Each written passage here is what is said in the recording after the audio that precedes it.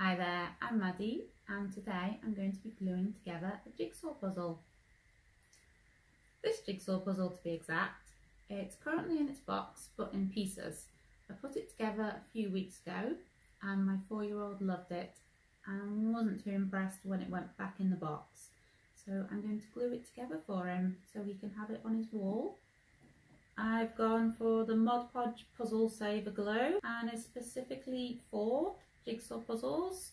The glue is non-toxic, it says it dries quickly, water-based, permanent, and I've gone for the gloss finish.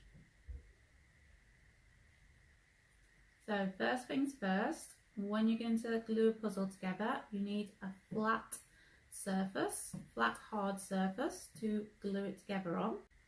Next we need to make sure we protect our surface. Mod Podge recommend a non-cling plastic, but I haven't got any.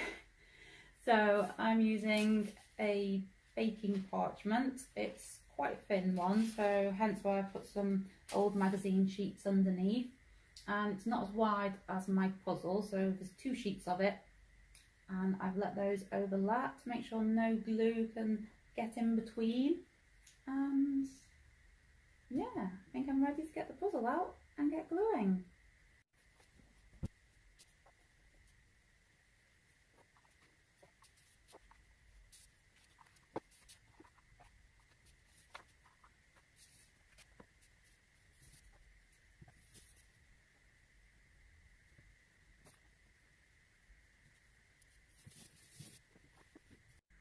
So in an ideal world, we would have put our puzzle together on top of the parchment or plastic that we're going to glue it on. But it doesn't normally work out that way. Now, alternatively, depending on how tightly your pieces fit together in the puzzle, you might be able to just lift it onto the surface that you're going to be gluing on.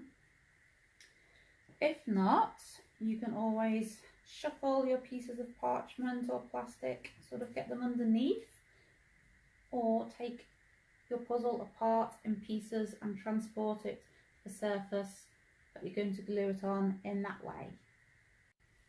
Okay, so last thing I wanted to mention before we get gluing is just make sure there isn't any dust or anything on your puzzle, especially if it's been out for a while. If there is, just use a damp piece of kitchen towel, give it a quick wipe over, let it dry, and then it's time to get gluing. Right, let's get going.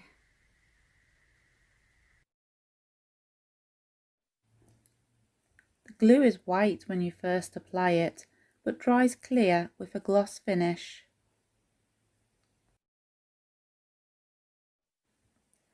Use a paintbrush or foam brush to spread the glue evenly over the entire puzzle. You can find links to my written instructions on how to glue a puzzle and to where you can purchase Mod Podge glue in the description underneath this video. I'm trying to make my brush strokes kind of all the same way.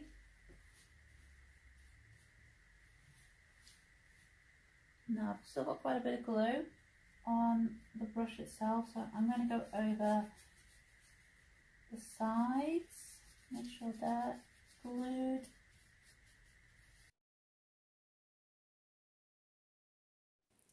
It's now time to let the glue dry. Mod Podge say that the glue will dry in 20 to 30 minutes, but I'm going to give it longer. I'm going to leave it for about 4 hours. Okay, time to wash my foam brush and I'll be back later. Hello, so I'm back and the puzzle is now dry. We just need to flip it over. Back a little bit here and there to the paper. Oh, there we go. Okay, so it's sticking reasonably well, but it's now time to glue the back.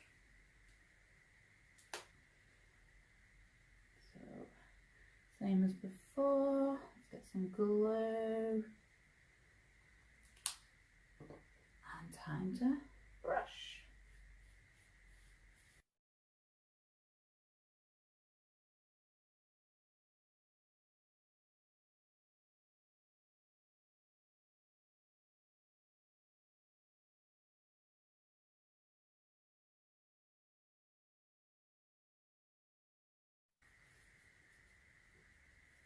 see a lot of glue gets stuck in the brush, so just squeeze a little to get it out.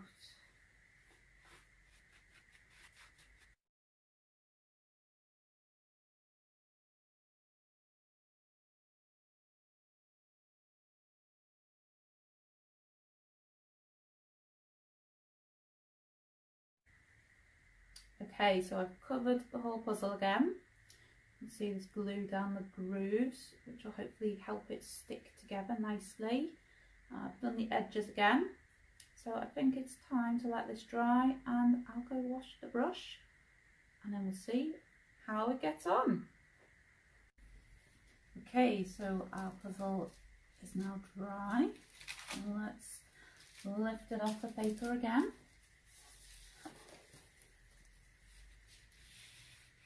There we go.